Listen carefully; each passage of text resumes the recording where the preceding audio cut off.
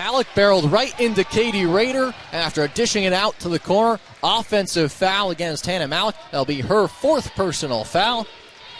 And the Captains will get the ball back down 2 with 63 seconds to play in overtime.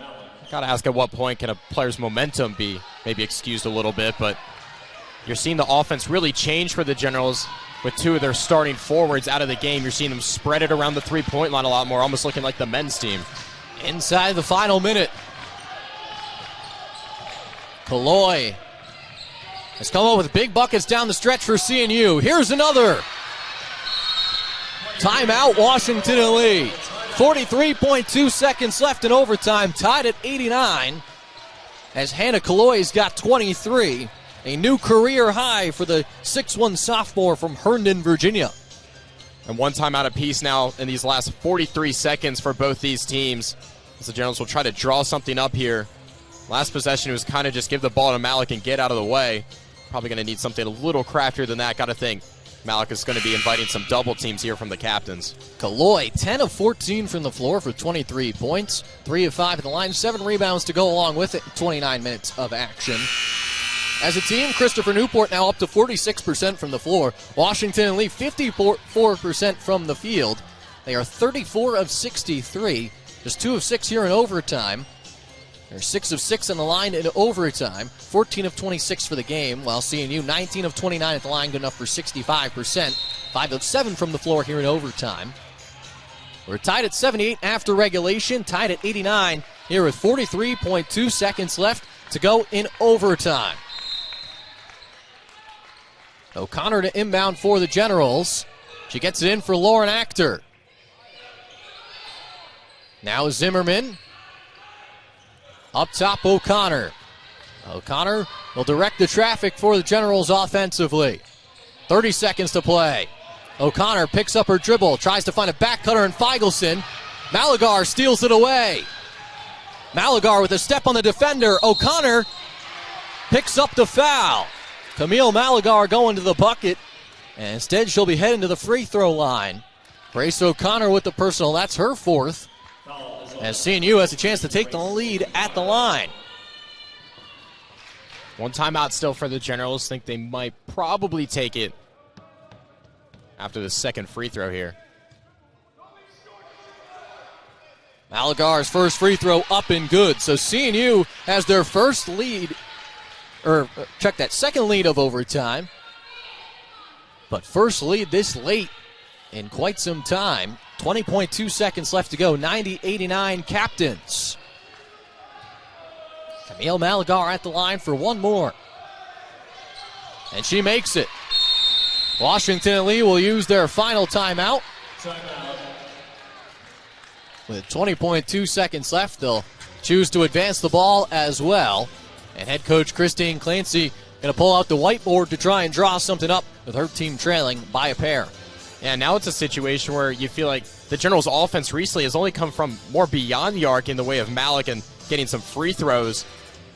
You only need 2 points, but the Generals really haven't been able to go inside since Vandiver and Slicer left. So I wonder if this might even be a 3-point shot coming from Malik out of the inbound. In a 2-point game, conventional wisdom says you try and tie it up. And with the way that this game has been officiated, where there's been 56 fouls called, driving to the basket, you're more likely than not to get rewarded and end up at the free throw line. Right. But we will see what Washington and Lee will try and pull out. They trail the number 1 team in the country by 2 with 20.2 seconds left to go in overtime. O'Connor to inbound in front of her own bench out there with Feigelson, Malik, Actor, and Zimmerman. O'Connor having to try and just get it in. Finds Feigelson. Feigelson gets to the free throw line. Has it knocked away. Comes back to her in a foul. Chasing for the loose ball. It's been one of the biggest storylines of this game has been the officiating. And it's been equally as bad for both teams. That is now the 57th foul called in this game. 27 against CNU, 30 against Washington and Lee. And both have come at costly times, and this game has really been decided at the free throw line down the stretch. Yeah, and in terms of people to foul as well behind Malik, Feigelson has been the best from the charity stripe today. She knocks down them both. Tied at 91, 11.4 seconds left, and CNU will use a timeout. Now Coach Clancy arguing they had already inbounded the ball. So the referees, head coach Bill Broderick, clamoring that he asked for a timeout if the second free throw was good. Instead, they will say the ball was inbounded before he was able to get the timeout, which allowed 1.9 seconds left to run off the clock. Yeah, kind of unclear exactly what the conversation between Coach Broderick and the referees were previously, but if you're just going off when he called the timeout after the free throw, the ball was absolutely inbounded. So there will be 9.5 seconds left. They will not allow Christopher Newport to advance the ball. They'll have to inbound on a side out of bounds play by the Washington and Lee bench instead. But we'll have the chance to try and decide this game in overtime with the last shot with 9.5 seconds left. And head coach Bill Broderick still pleading his case to the officials as his assistant Terrence Gist having to hop in there to try and cool down the head man. Yeah, when you're a tie game, got to be a little careful to ride that line. It's had a lot of words for the officials tonight, and often rightfully so, but don't want to give up any sort of technical. Raider gets it in for Malagar. 7 seconds to go. Malagar on the wing with 5, working against O'Connor. Malagar, turnaround jumper in the lane is good. 2.1 seconds left. O'Connor trying to loft it up for Zimmerman. Zimmerman heaves it up at the buzzer. No good. Number 1, Christopher Newport survives. 93-91. Camille Malagar delivers the turnaround jumper in the final seconds.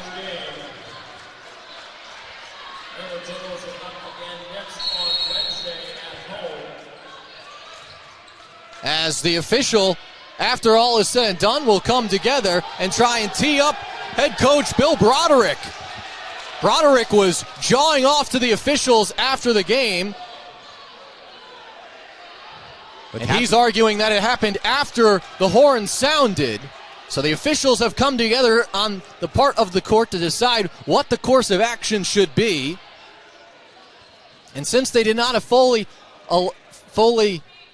leave the court, and he's continuing to plead with the officials that since the clock hit triple zeros, he should not be assessed any sort of technical foul. Well, that's what he's arguing. He's halfway across half court and getting closer to the officials. I don't know if he is really trying to push his luck here today. Already one technical foul, possibly. Have you ever seen anything like that? They're starting to shake hands. Unbelievable. But the point that he does have, since the game has ended, theoretically it should not have an outcome on the game. Right. And that's what the officials are arguing, or pretty much talking about. Should he get teed up for some of his actions? So what was a wild ending, and especially with a great finish from Camille Malagar, is where Absolutely. it all starts. And we should take a look, while we have the chance, let's take a look at that last possession there for the captains, as Malagar finds herself all the way in the lane. Nice turnaround jumper with just about 2 seconds left, gets it to fall. A big shot for CNU. As the officials now will make their way back out to half court and towards the scores table. And we will see if we will get a discussion with the two head coaches. One official heads to the W&L bench, another to the Christopher Newport bench, the other at the scores table, talking with the scores keepers. And based on the way things are looking, they will be assessing a technical foul against Christopher Newport. So with no time on the clock, Washington and Lee will shoot free throws.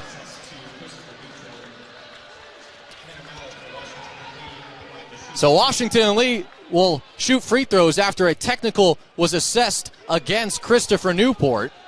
So Hannah Malik will take the technical free throws for Washington and Lee. Malik at the line. She makes the first. So she has a chance to tie this game and send it to double overtime after a technical was assessed. And she does. Wow. We're heading to double overtime in Lexington. A technical foul against head coach Bill Broderick of Christopher Newport after time expired. allows Washington and Lee to hit 2 free throws and send this game to double overtime. And Broderick is still irate with the officials. A couple of his assistants have to keep refraining him from the bench, as we will now be going to double overtime. And again, Broderick making his way out towards half court. And Coach Clancy now pleading, at what point does this become another technical foul? Twice he has made advances now towards the officials. So Broderick jawing at the scorers table and the Washington and Lee bench. He's arguing that the Washington and Lee coaching staff is the ones arguing for the technical. As Broderick has been tossed. Wow. Bill Broderick, double technical after the horn sounds. Washington and Lee will go to the line with no time on the clock to win it here in overtime. Well, when will this be assessed? Is it still at the end of regulation, or is it at the start of the second overtime? That will be what is going to be determined. The technical to end overtime has been assessed. He was given his second tech, but the time has already been put on the clock. I mean, at no point has any of this occurred with theoretical time on the clock. So Broderick will be asked to leave. A double technical after the end of overtime, and one of the most craziest endings you will see. You see a go-ahead shot with 2.1 seconds left. The shot to try and win it off the mark. The coach from the winning team jawing with the officials gets double teed up after time expires and has been thrown out of this game. And I don't want all this to distract either from the fact that Hannah Malik, despite all the unbelievable distractions, you think the game is already over, is able to still go to the free throw line and knock down 2 shots, needing both to tie the game. So the officials are still going to get together and say when this next technical will be assessed, but by the looks of it, it will be at the start of double overtime. See, that's still strange to me, though. If the first technical is at the end of regulation, why is the second one now suddenly part of the overtime? Because that concluded as 2 officials are making their way down the tunnel. One official still out on the court. There's just mass hysteria going on here, Andrew. You can't script anything like this. No. As the 2 teams continue just to meet with their coaching staffs at their respective benches. We're trying to bring you the best information we can, but to recap our series of events, officials are back. Camille Malagar hit a go-ahead turnaround jumper with 2.1 seconds left. Sarah Zimmerman's desperation 3 to beat the buzzer off the mark. After the game concluded, teams get ready to start shaking hands. Head coach Bill Broderick of Christopher Newport jawing with the officials, which he was doing all game, got teed up by the officials. Hannah Malik makes 2 technical free throws to tie the game at 93 at the end of overtime. After she makes both free throws, the 2 teams go back to their benches. It looks like we're getting ready to start a second overtime. Broderick still upset with the officials, gets tossed from the game, picking up his second technical foul. Based on the way that it is currently constructed, we are waiting official word on how this will end, but with the second technical assessed to Broderick, he has been since ejected. Head coach Terrence Gist will take over. Our word from the scores table is that the referees are going to triple check the ruling on how this takes place, on if they need to start another double overtime or if the technical will be assessed at the end of overtime back-to-back, and WNL just needs to make 1 free throw to win the game. See, that's what I was getting the sense of when you had officials leaving the floor, that someone was going to maybe to just do a Google search. It's pretty unbelievable circumstances, as, like you said, we kind of await word. So 1 official back down in the tunnel talking with higher-ups in the D3 women's college basketball officiating realm. 1 official at the scores table, 1 official getting some water behind the play. And if you didn't think the officials were the storyline of today's game, man, have you not been paying attention? Because there have been 57 combined fouls in this game. Now 2 technical fouls against the head coach from Christopher Newport, who has been ejected from today's game. There have been a combined 61 free throw attempts. If you didn't think that there was enough drama and enough to be decided amongst the officials, that's where we find ourselves with some unclarity as we get ready to maybe start double overtime, right, or have these free throws assessed. And I mean, say we go into let's thinking about the scenarios here. Say these free throws are only at the start of double overtime. A lot for these teams still to manage. Obviously, the captain's now down without their head coach. Not exactly sure what kind of impact that even makes down the stretch, but the Generals, you have Hannah Malik in foul trouble. You have Grace O'Connor in foul trouble, both one away from fouling out of this game should we play this second overtime period. So really an uphill battle, you would think, still for both teams. And just a real interesting way for this game to finish. You see two people behind the scores table on phones, probably just trying to sort out what exactly is happening. Chaos. That's the only way to describe what has happened here inside of Holcamp Gymnasium. It was crazy enough that the game went to overtime. Overtime in itself, both teams scored 15 points. It was a back-and-forth overtime period, a go-ahead bucket with 2 seconds left. Technical free throws after time had expired to tie the game. A second technical was given to head coach Bill Broderick of CNU. He was ejected from the game. Now the unclarity surrounding did the free throws occur at the end of the overtime or before the second overtime period, and does what essentially would happen then, Washington and Lee has the potential to start the double overtime with a lead, or should that be how the game ends because it was the end of a period and then the technical free throws were assessed? We're trying our best to continue to explain what has gone on, but if you are just joining us, it's just been bedlam. Yeah, and if you see the Generals team over there on the right side doing their dynamic total body activation taught to them by head strength coach Foreman, trying to stay ready and locked in for this game. And I already highlighted it once, but I still want to stress how it's almost we've had to take it for granted because of everything else that has happened. But Hannah Malik, after going to the handshake line, went to the free throw line and made 2 free throws on a day where she has been phenomenal at the free throw line, but her team has not. Still makes both shots to force even what becomes this situation. Unbelievable. So as we currently stand, we're tied at 93 after overtime with 2 technical free throws upcoming. Will those be at the end of overtime, the start of double overtime? That is to be determined. Officials, 2 of them meeting at half court, trying to discuss things. One still in the locker room trying to figure out the rule book here. Yeah. We're deep in the rule book. Unreal. And really the story of this game, the way we've even gotten to this point, Generals finding a good way to break the captain's press, not really turning the ball over for the majority of the game, taking even a 10-point lead in the end of the third quarter, start of the fourth quarter, kind of hanging on to that 7-8 point lead through the last 5 minutes of regulation time, though. The Generals barely amounting more than 3 points, allowing the captains to come back, tie the game up, force overtime, then through overtime, back and forth play with a big shot with 2.2 seconds left to force what would have been the end of the game, most thought. Handshake lines were starting, and then we got here.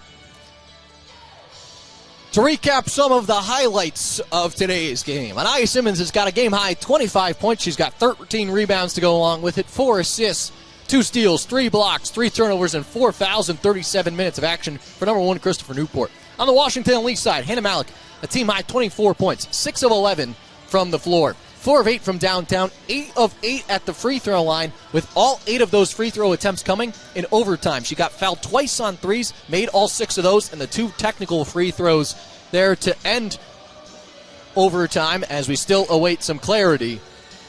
Tied at 93, possibly awaiting a double overtime. We do know that a second technical foul was assessed as the third official has made his way back out from the locker room. He will now meet with his colleagues at half court. Gotta wonder what's going through Coach Broderick's head at this point. He's been in the locker room for almost 8-9 minutes now. If you're watching along, Coach, thanks for joining us. We're still trying to sort out the unclarity that is this situation. We've talked about it throughout the broadcast. Officiating has been a key part of this game for the good and for the bad. And the free throws, as 2 coaches will come together, we will hear the explanation at the scores table, and we will be relayed the message up to us. But by the looks of it, it will be 2 free throws to conclude the overtime period. It's based on just the reaction we are getting from the people at the scores table. We do not like to speculate. However, there will be a technical, there will be 2 free throws, and it looks like We will. With the second technical foul assessed to Christopher Newport, Washington Lee will shoot 2 free throws. However, there will be a second overtime played. So there will be a second overtime played. So the free throws will come before the start of the second overtime as Hannah Malik knocks down the first. So Washington and Lee will at least take a lead into double overtime. It is weird to say in itself, you never take a lead into overtime because the game is normally done. But Washington and Lee up 95-93. We will play a 6th period of basketball. Washington and Lee will also get the ball to start because of the technical foul. They have a 2-point lead against number 1 Christopher Newport. Back to the action. Thanks for sticking with us on the Washington and Lee Sports Network. Alongside Andrew Arnold, I'm Ryan Connell. Grace O'Connor off a screen from Sarah Zimmerman, top of the key, leaves off for Lauren Actor. Malik will get it back at the Trident logo. Malik's got 26 points for the Generals. 8 of 8 free throw shooting. O'Connor has it stripped away there by Katie Rader. Simmons going to go right at O'Connor and lay it in. Anaya Simmons' career day continues. She's got 27 points. O'Connor careful not to be Giles out there with Orloff, Malagar, Fortescue, and Rader. Eagleson to inbound for Washington and Lee. They get it in for Malik. Malik catch and shoot 3. It's good! No way. Hannah Malik buries an NBA 3. That's unbelievable. CNU quickly the other way. Malagar the runner. Off the mark. Feigelson collects the miss. 8 seconds to play. Feigelson gets it for Malik. It's turned over into the hands of Malagar. And for the win at the buzzer, CNU. There will be 0.1 seconds left. Some confusion. It comes to Malik. The Generals won't get a shot off. Katie Rader for CNU wins it. 104-102 in what was a thrilling game here in Lexington.